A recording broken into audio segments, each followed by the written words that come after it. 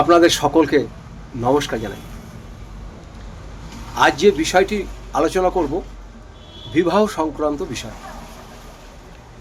যেসব ছেলে বা মেয়ের বিয়ে হচ্ছে না তাদের জন্য এই উপায়টা, খুব তাড়াতাড়ি বিবাহ হয়ে যাবে।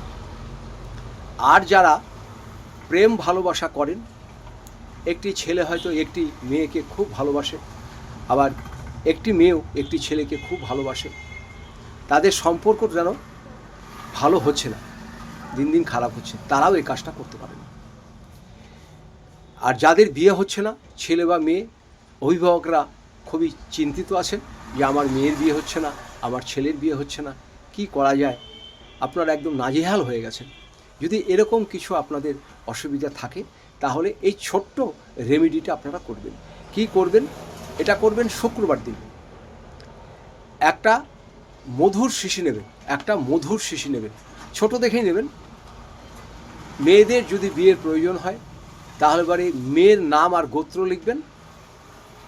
মেয়ের নাম আর গোত্র লিখে মধুর মধ্যে ওটা রেখে দেবেন।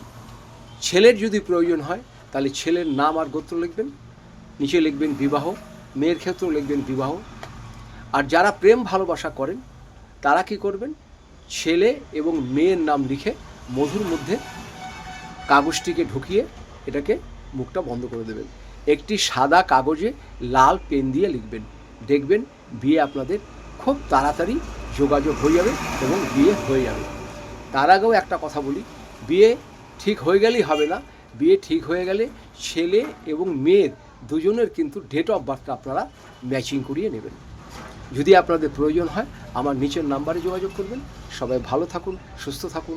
আপনাদের সকলকে দুহাত জোর করে নমস্কার জানাই।